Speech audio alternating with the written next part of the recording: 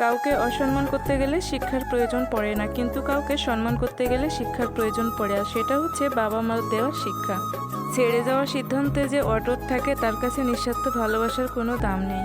যারা বেশি মিষ্টি মিষ্টি কথা বলে পিছন থেকে ছুরিটা তারাই আগে মারে। প্রতিদিন অন্তত 1% হলেও নিজেকে উন্নত করবেন। বছর শেষে দেখবেন মোট 365% উন্নত হয়ে গেছে। যে কোনো সম্পর্কের পাসওয়ার্ড হচ্ছে বিশ্বাস। মানুষের বেঁচে থাকাটাই অস্বাভাবিক আর মরে যাওয়াটাই স্বাভাবিক। আজ হয়তো সময়টা খারাপ, কিন্তু সারা জীবন থাকবে না। তবে আজ যাদের চিনে রাখলাম তাদের সারা জীবন মনে থাকবে। অতিরিক্ত আপন হতে যাবেন, দুঃখ ছাড়া কিছুই পাবেন না। আল্লাহ সবাইকে সবকিছু দেয় না, যাকে দেয় দিয়ে তাকে পরীক্ষায় ফেলে, আর যাকে না দেয় তাকে ধৈর্য পরীক্ষা নেয়। জোর করে যেমন কোনো কিছু পাওয়া যায় না, তেমন ভাগ্যে থাকলে কেউ কেড়ে নিতেও পারবে। দেখতে সুন্দর অনেককেই পাওয়া যায়, কিন্তু যাদের মনটা সুন্দর তাদের ভাগ্য করেই পাওয়া যায়।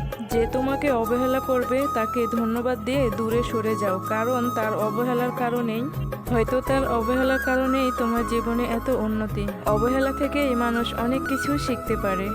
অবহেলায় মানুষের জ্ঞান শক্তি বৃদ্ধি হয়। অবহেলায় মানুষের ঘুমন্ত মস্তিষ্ককে জাগিয়ে তোলে। কাউকে যতই কাছ থেকে চেনো না কেন, মন খুলে সব কথা কখনোই বলো না। মনে রেখো, এই যুগে বিশ্বাসের মর্যাদা কেউ রাখে না। জীবনে যদি বারবার পড়ে যান, তবে পথটাকে বদলান, স্বপ্নটাকে নয়। কারণ একটা গাছ তার পাতা বদলায়, জায়গাটাকে নয়। মনোবিজ্ঞানীরা বলে, কেউ যদি তুচ্ছ বিষয়ে হাসে তার ভিতরটা অনেক কষ্টের।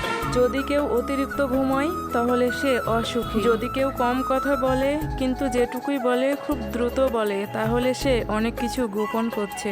যে কাঁদতে পারে না সে দুর্বল প্রকৃতির। যদি কেউ অস্বাভাবিকভাবে খাবার খায় তাহলে বুঝবেন সে মানসিক চাপে আছে। যদি কেউ একটুতে কেঁদে ফেলে তাহলে সে নীরব হয় বা নরম প্রকৃতির মানুষ হয়। যদি কেউ ছোটখাটো বিষয়ে রেগে যায় তার মানে তার ভালোবাসার দরকার। কথা বলতে যতটা যোগ্যতা লাগে, নীরবতা অবলম্বন করতে এর চাইতেও 1000 গুণ বেশি ক্ষমতা লাগে। কাঁটা থেকে বাঁচার জন্য যেমন পায়ে জুতা পরা উচিত, সারা পৃথিবীতে কার্পেট বিছানোর দরকার নেই।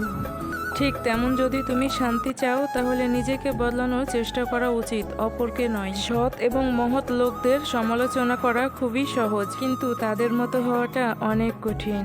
প্রেম করলে ঝগড়া হবেই, ঝগড়ার পর যদি আবার দুজনে এক হয় তাহলে সেটাই ভালোবাসা। হারানোর যন্ত্রণাটা কেবল সেই বুঝে যে তার প্রিয় মানুষটিকে হারিয়ে। মানুষগুলো কেমন যেন হয়ে গেছে, কেউ প্রয়োজন ছাড়া খুঁজেও নেয় না। আমরা সবসময় মনে করি আমাদের স্মৃতিশক্তি খুবই দুর্বল। যখন আমরা কাউকে ভোলার চেষ্টা করি তখনই বুঝতে পারি আমাদের স্মৃতিশক্তি কতটা শক্তিশালী। স্বার্থপর মানুষগুলোই জীবনে ভালো থাকে, বাকিরা তো সবাই অপরকেই ভালো রাখে। মানুষ কখনো ইচ্ছে করে বদলায় না। কিছু মানুষের অবহেলা, কিছু মানুষের স্মৃতি, কিছু মানুষের ব্যবহার আর পরিস্থিতি ও সময় মানুষকে বদলাতে বাধ্য করে। নিজের জীবনের অভিজ্ঞতা থেকে বলছি, যত একা থাকবে তত ভালো থাকবে। বছরের পর বছর একটা মানুষকে কখনো ভালো লাগতে পারে না, আর যেটা লাগে সেটা হচ্ছে ভালোবাসা।